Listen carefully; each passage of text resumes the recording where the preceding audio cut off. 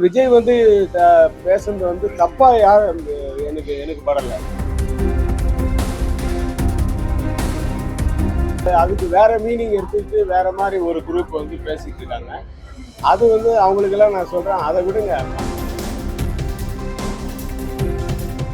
படையப்பாலாம் ready பண்ணி வச்சிருக்கோம்.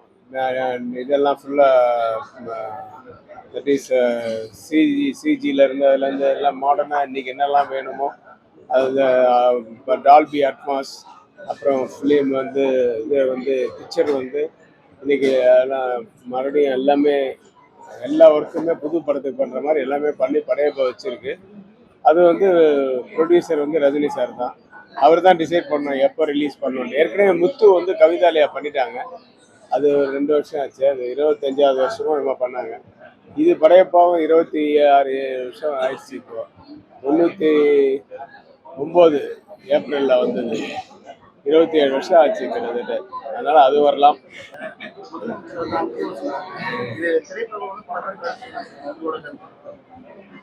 நான் அரசியல்லாம் எனக்கு வந்து எனக்கு எனக்கு சம்மந்தம் கிடையாது, எனக்கு அனுபவமும் கிடையாது. பட் விஜய் வந்து பேசுறது வந்து தப்பா எனக்கு எனக்கு படலை. ஏன்னா அவர் வந்து நிஜமாவே நேரில் பார்க்கும்போது குட் மார்னிங் அங்கிள், வணக்கம் அங்கிள், எப்படி இருக்கீங்க அங்கிள் தான் சொல்லுவார். அதை வந்து இன்னைக்கு பப்ளிக்ல சொல்லியிருக்காரு. அப்படிதான் நான் பார்க்குறேன். அதுக்கு வேற மீனிங் எடுத்துக்கிட்டு வேற மாதிரி ஒரு குரூப் வந்து பேசிட்டு இருக்காங்க.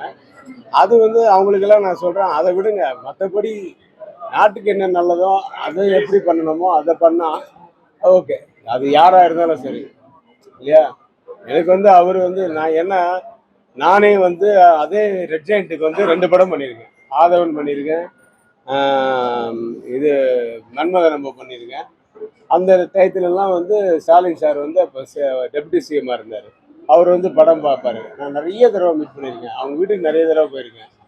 நானே வணக்கம் அங்கிள் தான் சொல்லுவேன். ஆண்டி எப்படி இருக்கீங்கன்னு தான் சொல்லுவாங்க அவங்கள. அது வந்து தப்பான வார்த்தையே கிடையாது. அது வந்து தப்பான வார்த்தை கிடையாது. அவர் வந்து கொஞ்சம் கமர்ஷியலைஸ் பண்ணி அது பேசுறதுக்கு. ஏன்னா அவங்களோட ஆடியன்ஸ் இருக்காங்க அங்கே. ஃபுல்லாக ஜனங்க பூரா அவருடைய ஆடியன்ஸு, அவருடைய கூட்டம். அந்த கூட்டத்தை ஜாலி பண்ணுறதுக்காக அப்படி பேசியிருக்கலாம். அப்படி பேசுனதா தான் நான் நினைக்கிறேன். அவர் வந்து தப்பாக ஒருத்தருக்கு குறை சொல்லணும்னு, அது குறை சொல்கிற வார்த்தையே கிடையாது. இப்போ நான் இவர் அங்கிள் தான் கூப்பிடுவேன், பாபு அங்கிள் அப்படி தான் கூப்பிடுவேன். அது என்ன தப்பு இருக்கு? அதெல்லாம் ஒன்றும் தப்பு கிடையாது.